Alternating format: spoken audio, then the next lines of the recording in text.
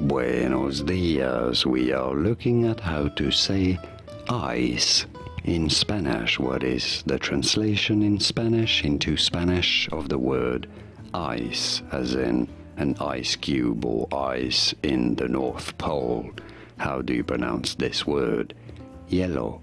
Hielo. Yeah, it really sounds a little bit like yellow in English, but you do not say yellow, but rather yellow. Yes, the H is silent. If you're wondering, it is silent, so do not worry about it. Hielo. Un café con hielo, for example. A coffee with ice, for example. Hielo. Now the word for ice cream is different, so make sure you check this out as well. But now you know, I think. Did you get this? Was this any helpful?